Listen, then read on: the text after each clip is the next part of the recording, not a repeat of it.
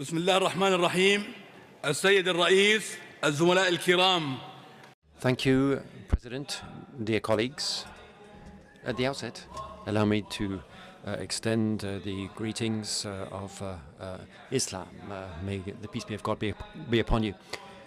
I'm delighted to take the floor at this 152nd Interparliamentary Assembly, taking place here in Istanbul,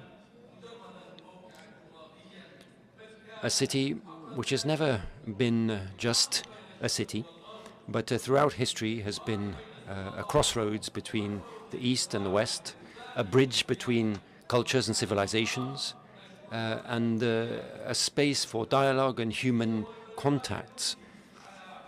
I'd like to thank the Turkish government and people and the Turkish National Assembly for the warm welcome that they've afforded us.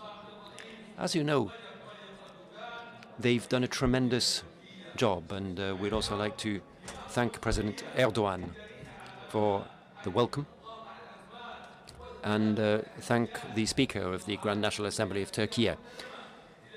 We are facing numerous challenges in today's world: successive economic crises, invasions and occupations, threatening national, regional and international security. Today, we are facing unprecedented human crises, and in that context, our duty as parliamentarians is to protect our people and to defend the principles that underlie the international order. I'm speaking, of course, about the rule of law and justice. We face numerous challenges today, not only political conflicts, but threats to humanity itself, food security, climate change, unemployment, technological change, which is accelerating at an unprecedented pace. And we must work together, pool our efforts to draw up strategies for rising to these challenges. Ladies and gentlemen, we cannot talk about international security without talking about our region, of course, and the Palestinian cause today lies at the very heart of many conflicts. It's a test for the international community. Occupation continues, repression, and there is a political aspect to all of these conflicts. That's why our region is a source of continuing conflict, and unfortunately it may continue and spread. We cannot simply stand by and watch what Israel is doing. Systematic and serious crimes continue to be committed against the Palestinian people in the Gaza Strip, in the West Bank, of course. And the impact of that is being felt as well in Lebanon and other countries around the region. What happened in Gaza is a genocide, a human tragedy. Massacres have been carried out of civilians. These people have been targeted systematically in violation of international humanitarian law.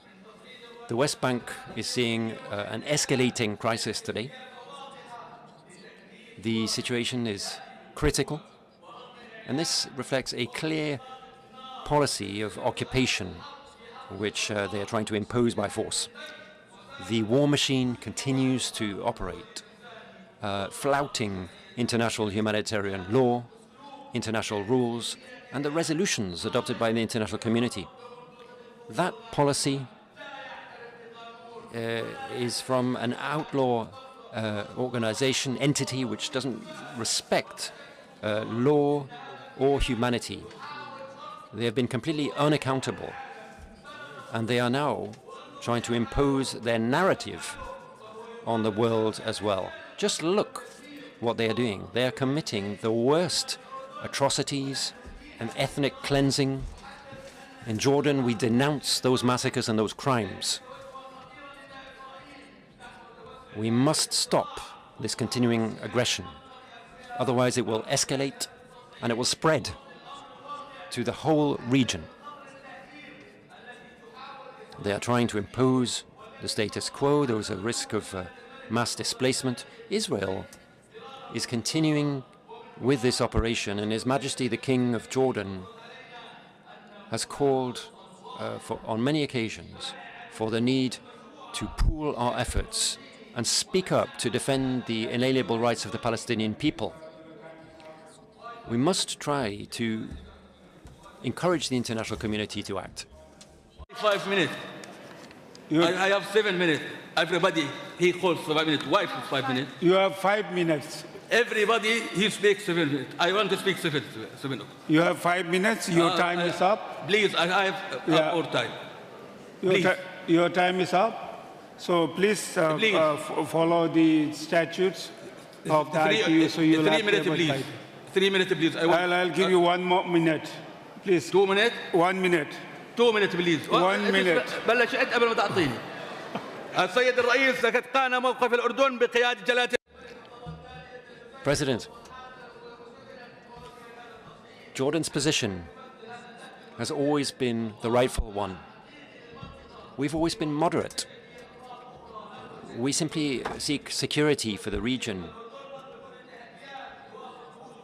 Other stakeholders are trying to escalate the situation, but we are making diplomatic efforts to try to defend stability and to try to defend the Palestinian people. We need to see a fair and comprehensive solution to this conflict. Parliamentarians, peace can only be achieved through ongoing efforts. It cannot be achieved through impunity and occupation. We invite the international community to take effective steps, impose sanctions on Israel to put an end to these abuses, to force them to respect international law.